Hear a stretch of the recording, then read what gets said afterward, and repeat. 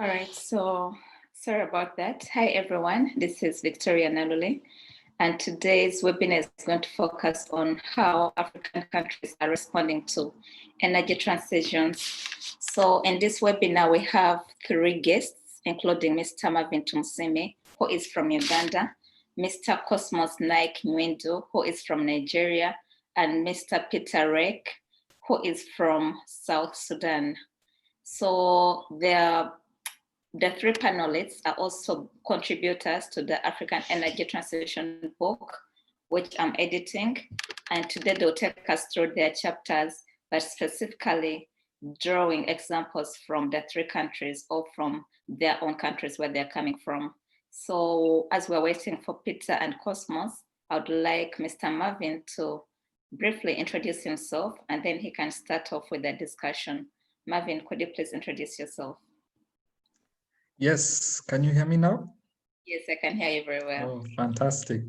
Okay, so as Dr. Victoria has said, my name is Marvin Tumsime.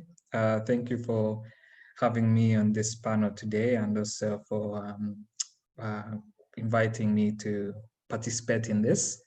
So like Dr. Victoria said, my name is Marvin Tumsime, and I work with an organization called New Energy Nexus, which is an international organization that supports clean energy entrepreneurs around the world. And in Uganda, we specifically work with grassroots organizations. So we're busy incubating and accelerating clean energy enterprises in rural Uganda. Yeah. All right, thank you very much for the introduction, Marvin.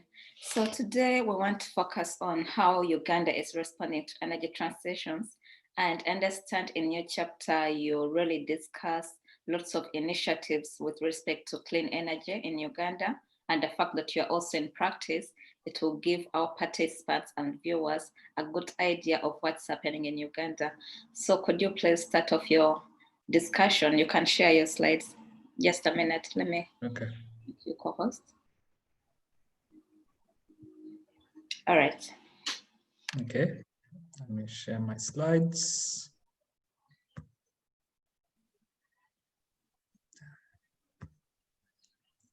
Okay, can you see my screen? Yes, we can see your screen. Okay, fantastic. Just okay, so again, thank you so much, Dr. Victoria. Welcome everyone who's tuning in, watching on YouTube or on the webinar.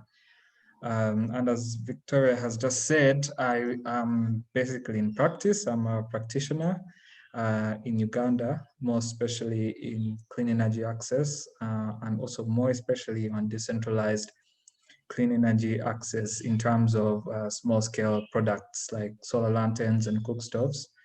And I've been working in this sector for 6 years now. And I'm also an alumni of the University of Dundee, 2016 graduate with a master's in energy studies.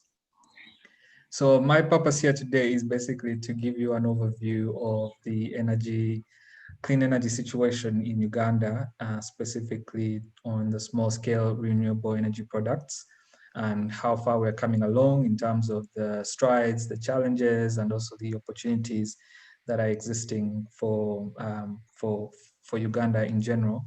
But also what's most interesting and maybe a bit unique here is that most of what is happening in Uganda is similar to a lot of sub-Saharan African countries like Ethiopia and Kenya and Rwanda. So a lot of this research has been really drawn from a larger network of countries, but with a special focus on Uganda and maybe what Uganda can learn from those countries, or what those other countries can learn from Uganda. So without further ado, I'll just jump straight into it. Like I said, we'll be looking at small-scale decentralized renewable energy developments in Uganda, specifically looking at the challenges and opportunities. And that is my chapter in the book, which I'm really excited about.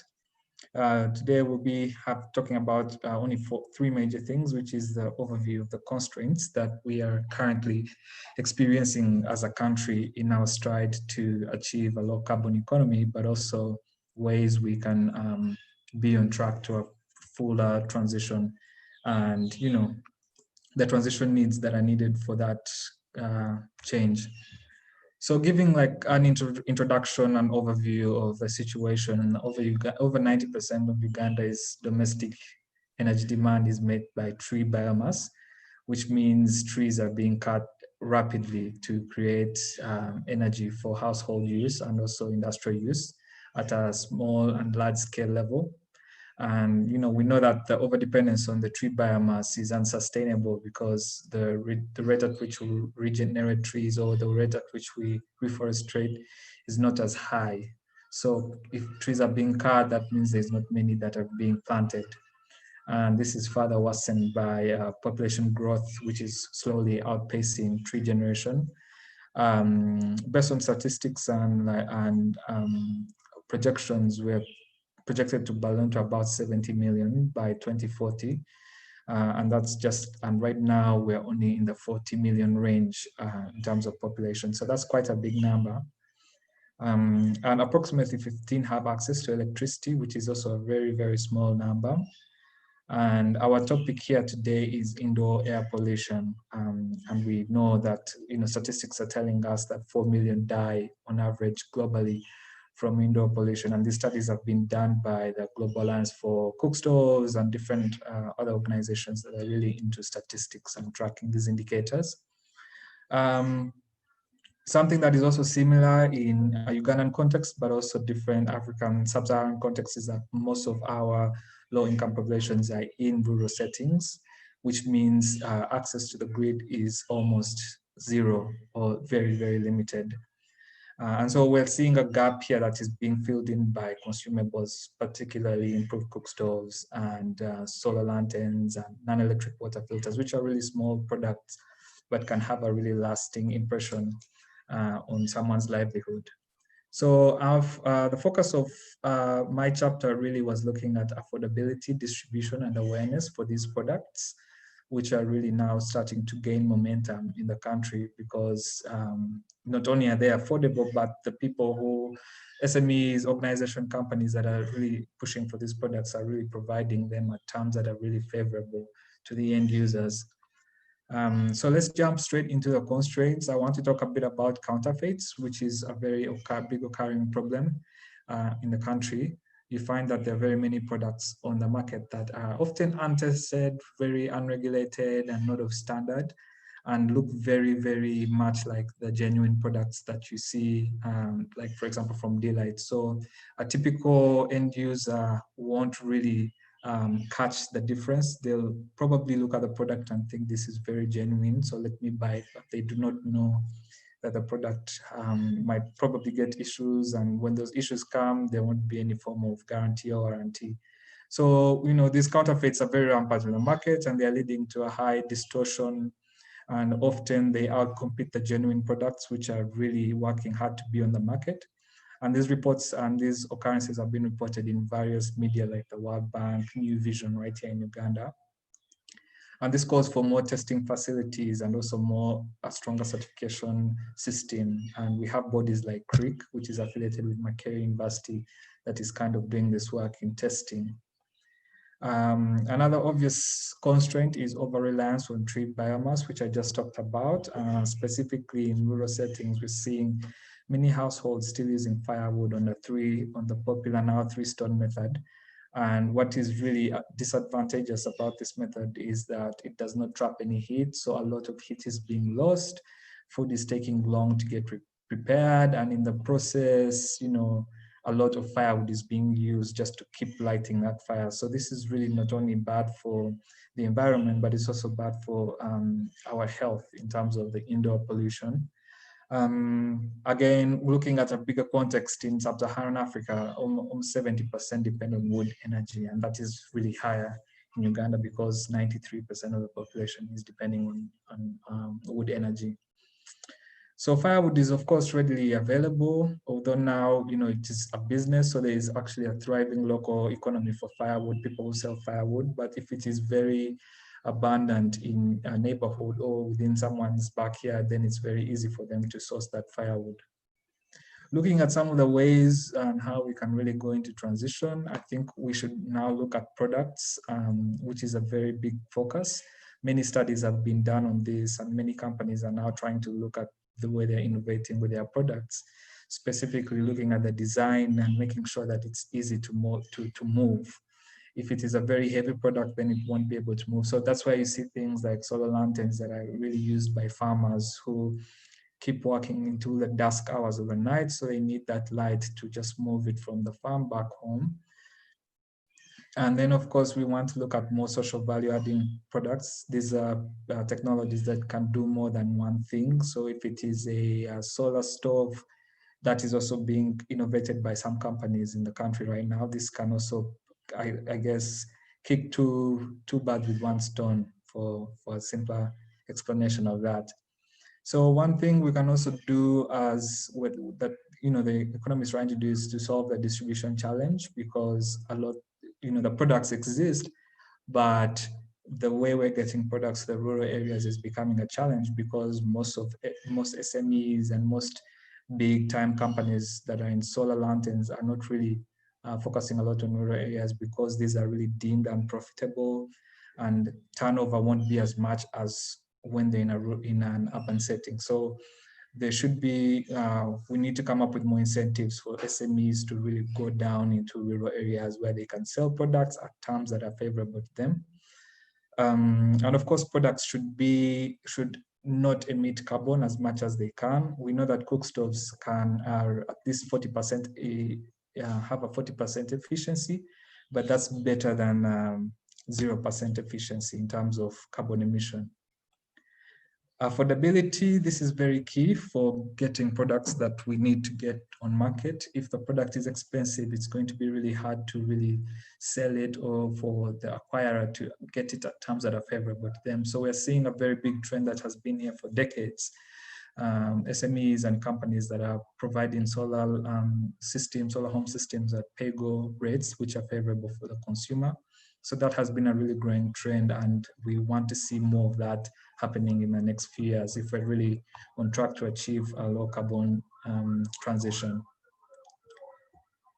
Going down to awareness, this is also where we can really be on transition to a low carbon economy, specifically awareness. Studies have shown that a lot of people actually do not know that simple technologies like cook stoves have a certain effect compared to using traditional methods like the metallic stoves and 3-stone methods.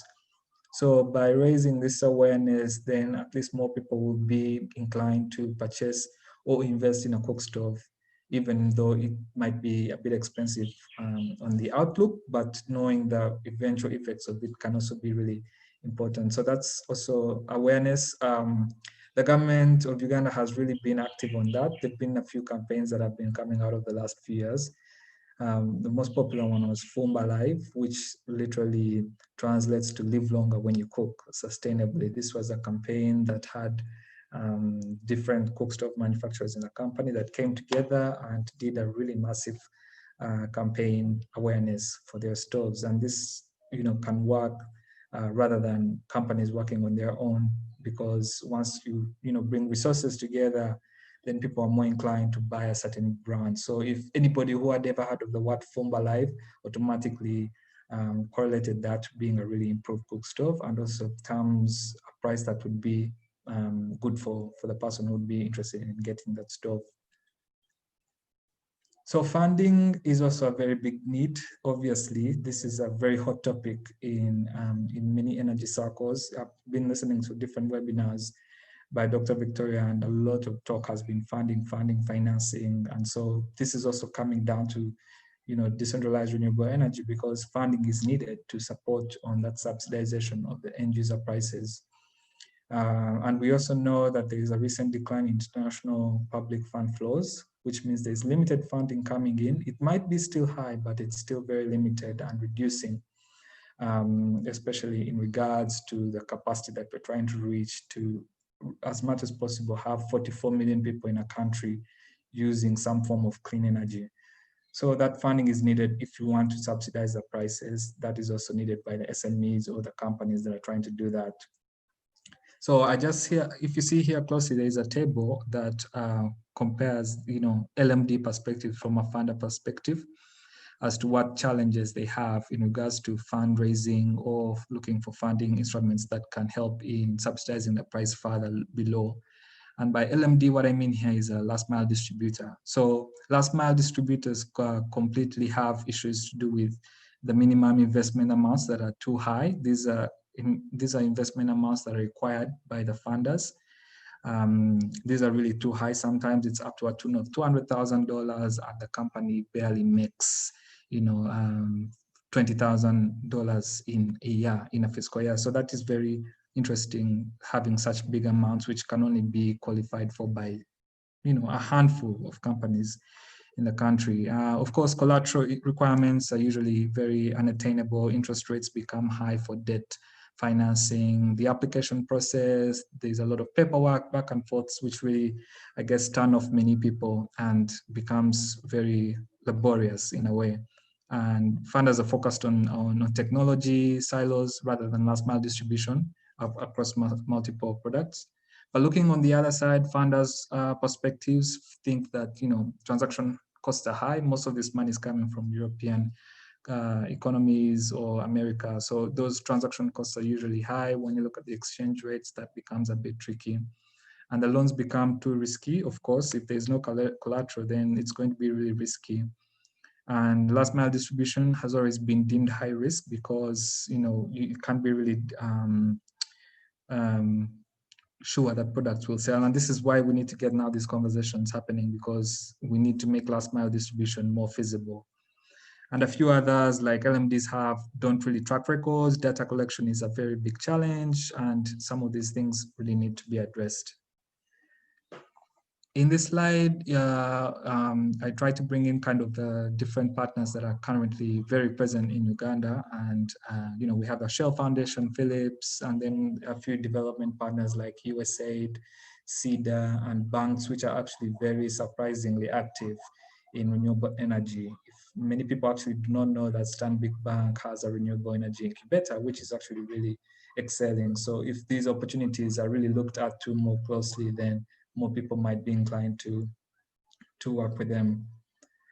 Just before my time elapses, let me quickly wrap up. Transition needs for small-scale decentralized renewable energy, continuing, clean energy entrepreneurship, and this is where I'm from. I work with the new Energy Nexus, and we completely look at clean energy entrepreneurship, which is also very thriving. And Uganda has constantly been ranked among the most entrepreneurial countries in the world. So leveraging on that trend is also very important, and we need to continually improve business capacity building for businesses to thrive, for people to sell more cook stoves and products. Looking at what I've already talked about, I'll quickly wrap this up. Civil society has also come a long way. There are over 10,000 NGOs and CBOs in the country that have intimate relations with grassroots people. So by really working with the CBOs, training them on how they can maybe sell more products, then that would be a very good way to push for more clean energy amongst different populations. We're now looking at a few umbrella associations that are coming up, like Access Coalition, which is headquartered in Nairobi, Kenya. And these umbrella associations are basically representing different civil society groups that are in clean energy, and providing a platform for which they can raise their voices and identify needs, improve on their data collection methods, and that's key. Looking on the other end of it, we have gender equality in DRE, which is very key. Women, especially in rural contexts, are most vulnerable to indoor air pollution because, unfortunately, domestic duties are falling a lot on the rural women. So if they're more prone to acquiring, indoor pollution and diseases that are associated with it. So we need to look at ways and how we can involve them. And that's why there are different organizations today, like the Global Women's Network for Energy Transition, that's doing this work to uplift women in rural context. Some of the strides that we've done as a country are illustrated in this image, and these are mostly coming through the feed-in tariff system that is working in Hoima and has also worked a bit in Eastern Uganda, especially Soroti with a PV farm. So looking at these projects, these are coming up because the resources exist. There's plenty of sunlight hydropower is also available, and also, of course, biomass is available for these resources. And in conclusion, I just want to say that SDG 7 for us, specifically, I feel very strongly about SDG 7 because it cross-cuts with other SDGs, especially health, clean water, economic growth, and climate. If it wasn't for us improving SDG 7 as a community, then we won't be able to achieve these other SDGs that we're trying to advocate for. And of course, research and development collaboration between countries, regions should be emphasized a bit more, because we already have these collaborations with economies like China and India in terms of infrastructure. But if we could extend those collaborations and conversations and push them more into energy collaboration, then this can also become a very important avenue on which we can see ourselves racing faster to SDG 7. And of course, strong enactment of our policies, which already exist, thankfully, because of the government of Uganda. And yeah, in a nutshell, that would be my description of the chapter. And in my final remarks, I would want to encourage everyone to continue with our work in clean energy, but also especially at New Energy Nexus, we have a channel on Slack that congregates over 1,000 professionals, academia, entrepreneurs, financiers in clean energy all around the world. So feel free to join that network. I will just put that link in the chat box if anybody would want to really join it. Thank you, Dr. Victoria. I hope I hit my time target well. Yes, you did. Now we shall take in questions. I see Abdul, you've raised your hand. Let me just promote you to panelist. If you can ask your question. And then of course, Deng is always here. And I see Hassan. I'm just going to promote you all so that we can interact. Unfortunately, could you stop sharing your... Sharing? Okay. All right. So unfortunately, our presenters from South Sudan, including Peter and also Cosmos from Nigeria, they're having internet issues. I just talked to Peter on phone right now, and he's having internet issues in Juba. So he will not be able to join us today. But however, we shall be sharing you more information with respect to his chapter, maybe via email, those who are interested in discussions on South Sudan, because Peter works with the Ministry of Energy and he's very experienced with respect to energy and petroleum and mining in South Sudan. So it's a pity we're not going to be able to have Peter with us right now. And also Cosmos, his chapter is on energy security in Nigeria, but they both have internet problems. So we shall just go on to take in questions from our participants with respect to Marvin's chapter. Abdul, I think you wanted to ask a question. I saw you had raised a hand.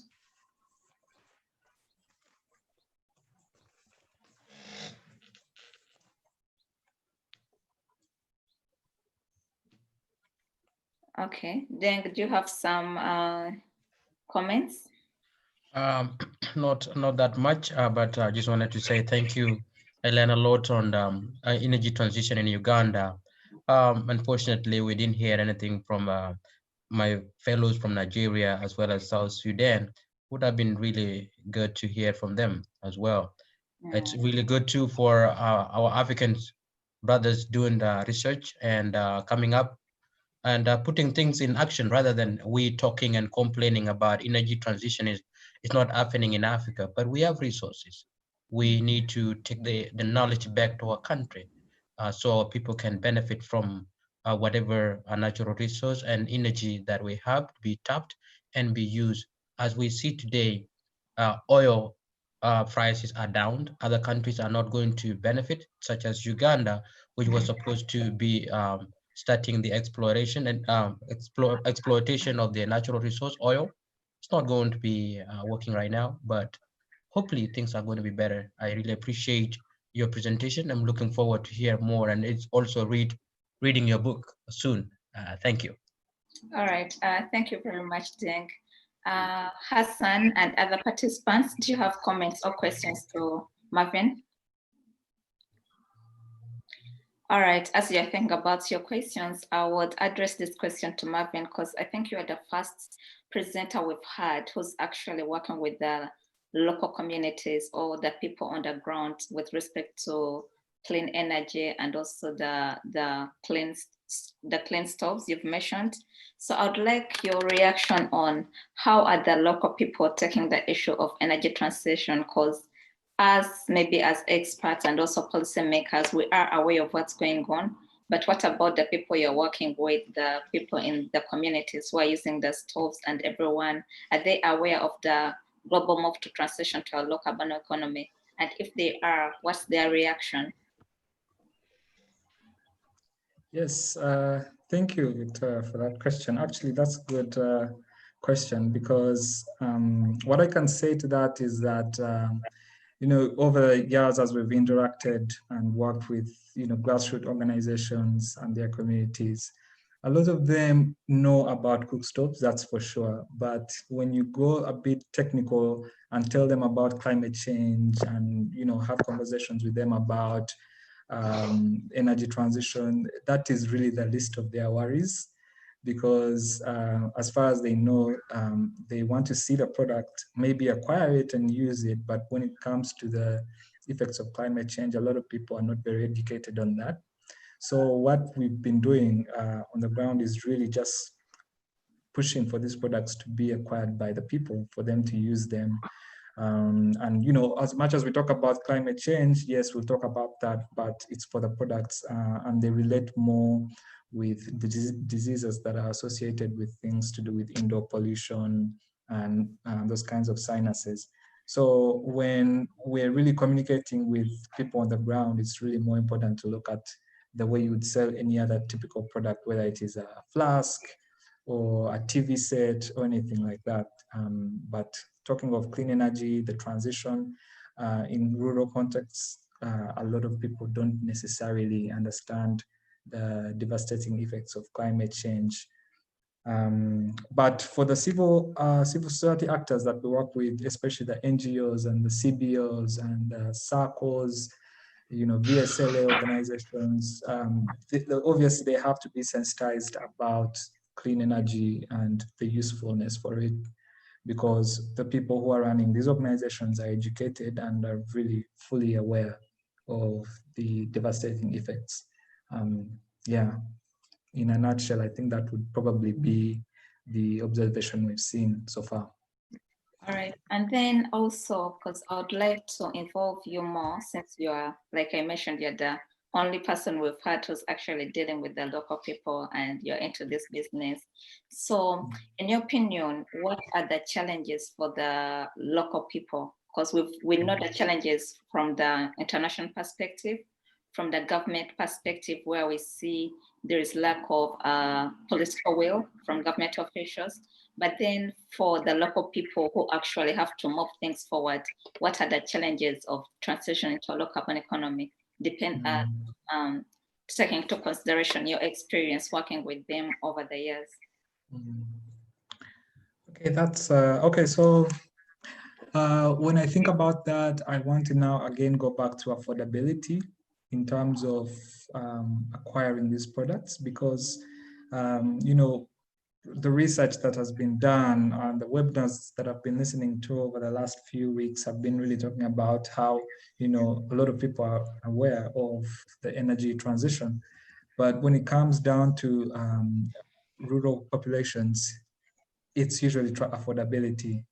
Even though prices are still limited for typical cook stove here in Uganda, which can average from about $8 to about $15, that is still quite a big figure for somebody who has to prioritize their income for other things like education of their children or having to buy food for the household.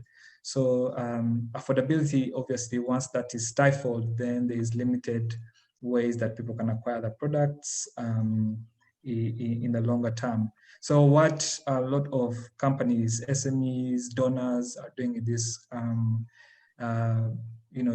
geographical scope is that they're coming up with various ways through which they can. Have we lost you, Marvin?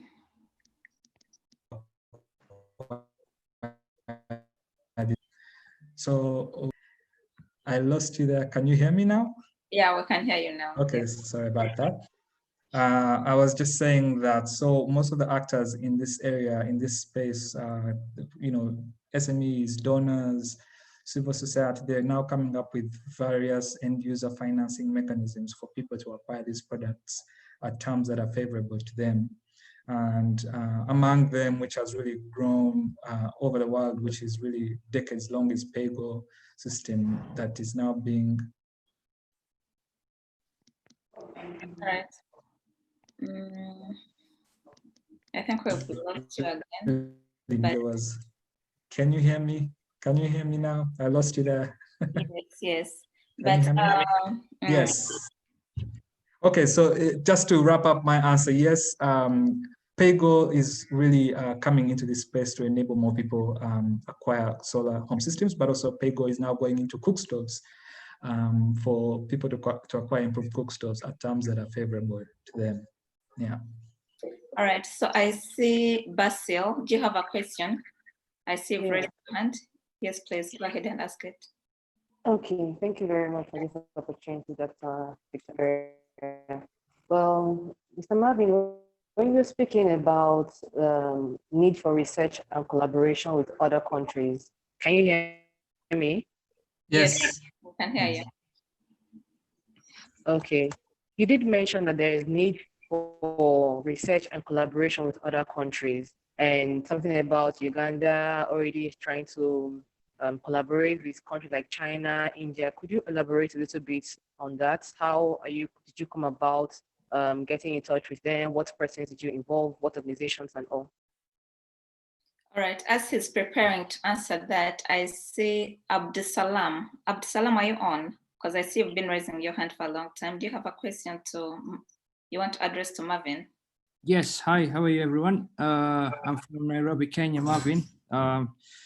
My question is in relation to how African countries are trying to address the question of counterfeiting vis-a-vis the purchasing power of Africans in relation to how we Africans need to respond to energy transitions going forward. Because we very well know that in Africa, we tend to always go for cheap products because our purchasing power is always low compared to the West. So how do we harmonize the two? All right, so Marvin, have you got the two questions from Absalam and also Basil? I got the one from Basil. Absalam, I might have missed the first bit of the question. Absalam, do you want to ask your question again? Yes. So this is the question. It's in relation to Marvin talked about counterfeiting, especially in Uganda, and how they feel they should address that in relation to energy transition.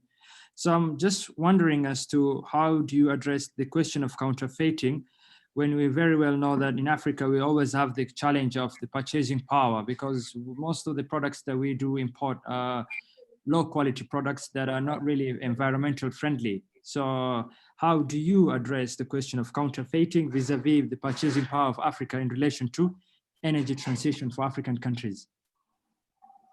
Okay.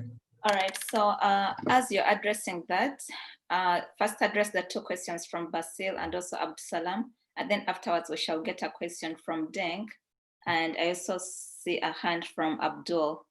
So if you can summarize your responses to these questions, then we can get the two questions. Okay, fantastic. So yeah, let me talk about the research and development question that was raised. So when we look at research and development right now, I would say the strongest ties that we're having with economies like China have been mostly infrastructural based. We're looking at a lot of debt that's being incurred in order to build roads has started existing in Uganda for the last 10 years. And we're seeing a rising population here basically to build this infrastructure. In this book is that some of these a Chinese conglomerate or Chinese organized factory that is coming into Uganda to build a road. We should also explore trends in having more collaboration in regards to solar power plants, because if these are put in place, then we're still incurring more debt, but some of this debt can postpone. We have to look at the bigger picture.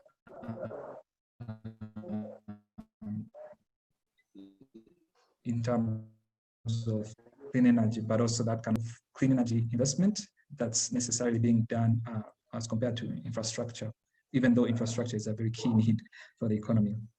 And then looking at the counterfeit products, yes, these are quite, which is also very difficult to do away with, because Uganda enjoys somewhat of a free economy, and a lot of these products that come into the country could mistakenly be missed out when when bodies are trying to regulate items that come into the country. And so once those items reach inside the country, then it's up to the traders or SMEs that are strong in them to distribute these products at prices that really they can choose to impose. And the typical buyer won't really look so much into carbon emissions of the product or all that kind of association with it. They'll just want to acquire the product, which is typically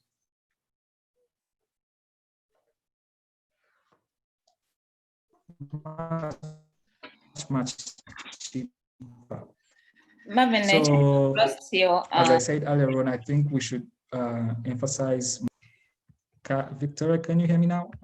Yeah, we can hear you now. Okay, where did you lose me? I was on counterfeits. Basically, I was just talking about how more emphasis should be put on organizations or bodies that are doing the testing.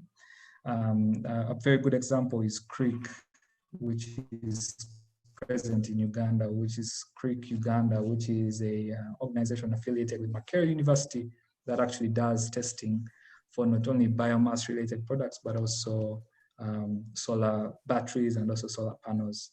And so this kind of coordination has to go hand in hand if we want to really have a market that is only genuine and providing products.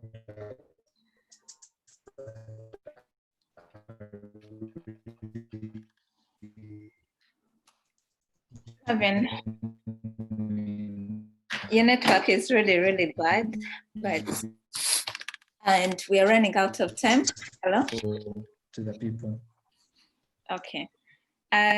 Maybe you can try to type that on counterfeit, and I'll have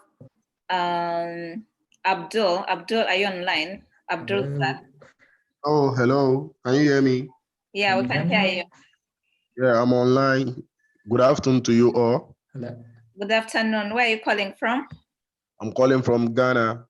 Oh, okay. I've been following you for a while. Thank you. And my question is very simple. Hmm. What have you done about these African countries that we have a poor storage oil, we have a poor delivery of oil?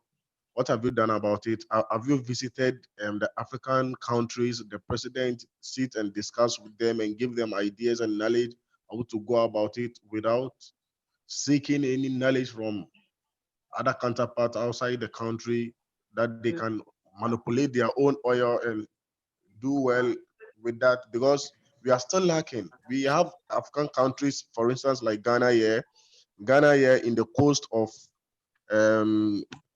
Cote d'Ivoire and Ghana, there is a boundary which there is an oil, which now they have started drilling the oil slowly by slowly. And we have signed a contract about 20 years.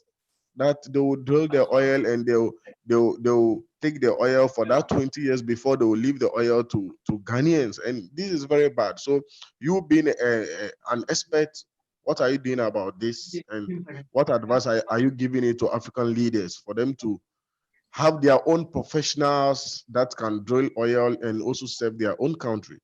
Oh yeah. Thank you, Abdul. Thank you, Abdul, for that. I think that question was specifically addressed to me, if I'm not mistaken, and I'll just respond by saying that Yes. we've been, as let's say African expats, we've been having an issue where you can really get the attention of the policymakers. Me, I've been active for a very long time, and it's just recently that I'm getting the attention. But we've been seeing situation where most of the African governments would prefer to get maybe advice from people who are outside, who are not Africans. And I think that's the mentality that has been going on for a long time. But to just answer your question, recently I got involved in an initiative where we had to review the petroleum law, the petroleum bill for South Africa. We took time. I did this together with 3 other experts from Uganda and also Kenya, and it was free of charge, where we went through the bill, we made comments, and we put into the bill clauses which we think will help South Africans to benefit from their oil and gas resources. And it's the same initiative I'm going to do in Namibia, because I was requested on a personal basis to go through their laws. So as African experts, because we haven't really been in the field for a very long time myself, I'm a bit young, but I'm just active. So it's only now that we're starting to be recognized. But initially, I wouldn't go and say, oh, I'm Victoria Narule, I want to advise the government of Ghana. They would not listen. So we are trying our best, but also our policymakers have to trust us enough to feel like we can advise them in a way that we think will be beneficial for African countries.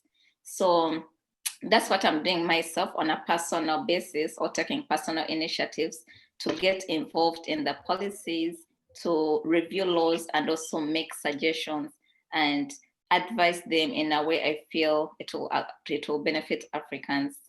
So Denk, I see your hand up. Do you have a question? Yes, I have a question, and you answered that question very well. Not a lot of African researchers are not recognized, and Abdul, it is people like you that can spread the word outside there, so that researchers and experts like Narule can be recognized and give advice. My question would be, Marvin, on your presentation before, I saw a picture of a stove, and I believe the stove is using charcoal that comes from trees.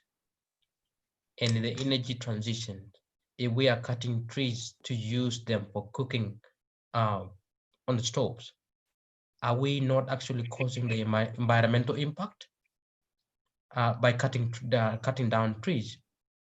What other avenues that we can use to get out from cutting out trees and be environmental friendly? I do know African don't have the resource we have today, are the one that we are posed to give up for energy transition.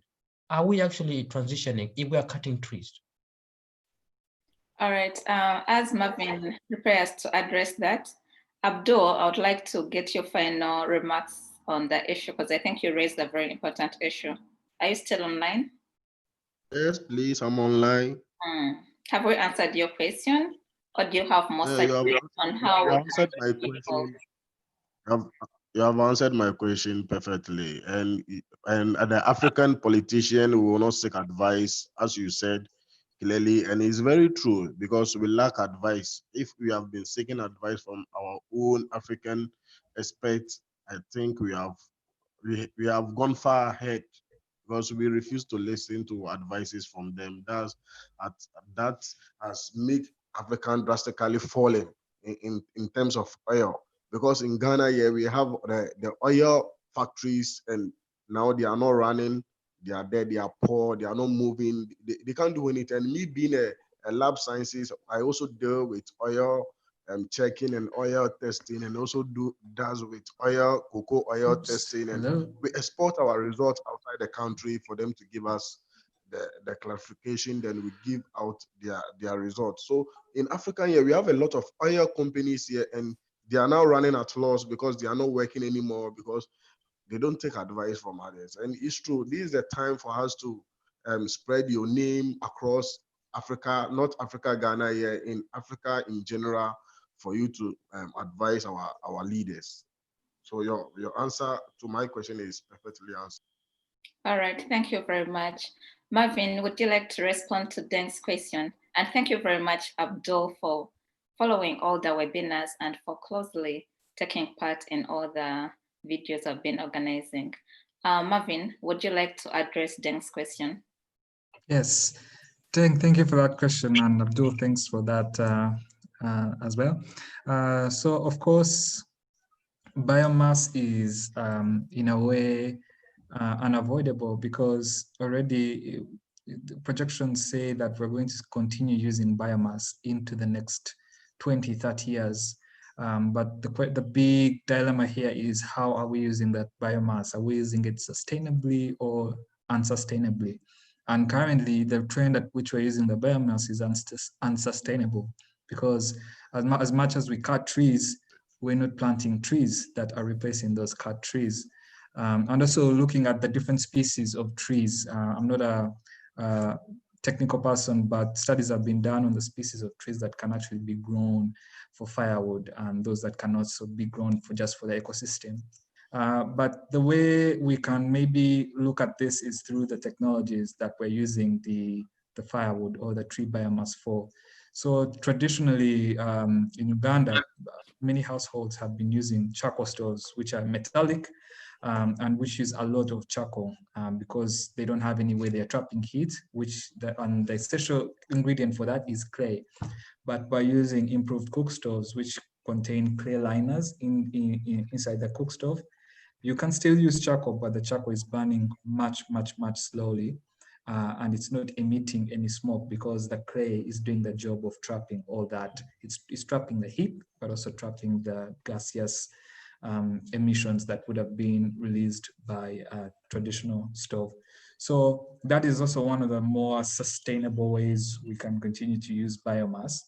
And biomass really in Uganda, and also I want to believe a few other similar sub-Saharan African countries, is unavoidable, like I said earlier, because it's a very big resource for us.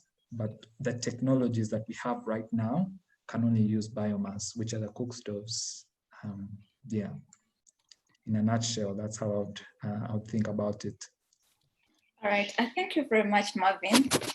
And this marks the end of our webinar. I would just ask you to make concluding remarks about your chapter, just in summary, only 2 minutes, and then this will be the end of the webinar. But before you do that, I would like to share with our participants that this is our last webinar for the book project. But however, I'm going to continue with the discussion, leading discussions on energy and mining on the African continent. And I want it to be more evolving, like to involve more people. I want it to be more engaging. So in this respect, I'm going to start an initiative where we get people's opinion from different countries. You just write like 100 words about what you think about the energy sector, African energy sector or mining sector. Then 100 words, and then you send me via email and also your photo. So I'll compile all these, and then we shall do a special webinar where it's more engaging, different people are talking, because we have already heard from the experts. We have heard from the policymakers, but we also need to hear from more people, because you notice the more you learn from people, the more we'll end up getting solutions and also spreading the word. So I'm just going to type this right now. Feel free to send me 100 words about what you think about the energy sector, African energy sector, or what needs to be done. And trust me, with all your help, we shall be able to influence policymakers and to ensure that our ideas are taken into consideration, and probably we can make some positive changes on that sector, in that sector. So Marvin, please do your concluding remarks. I mean, I think you've said it all. when we talk about energy in general, we want to involve as many people as possible, even beyond the people who might be practicing or the researchers. I think everyone has an opinion on that. And I think that's what this book is doing. It's bringing in different opinions, different geographies, different countries, different issues. I guess that I was sitting in on a nuclear talk, which was really interesting. There were so many things I didn't know about nuclear energy and its effects. And so I think for me, on my concluding remarks, all I can say is let's keep educating ourselves on how we can continue to really thrive in this energy transition / progression that we're trying to go for. And yeah, that would be my concluding remark. All right, thank you very much, our viewers. Thank you very much, Mr. Marvin. It's a pity Peter from South Sudan and also Cosmos from Nigeria haven't been able to join us, but maybe next time I'll just record a video separately with them and I'll be able to share with you so that you get to know more about what's happening in Nigeria and also what's happening in South Sudan. Stay tuned. Do not forget to subscribe to my YouTube channel, Victoria Nadole. I have many videos, even Deng has a video there on the oil and gas sector of South Sudan. And now we have Marvin and we have different experts. And if you'd like me to host you, feel free to reach out. I'm open. It's a learning process for all of us. We don't know everything. We have to keep learning, learn from different people, and we see what we can do as the youth to contribute to our motherland, Africa. So stay tuned. And do not forget to subscribe. Bye-bye. Bye. Thank you, Victoria. Thank you, everyone. Bye.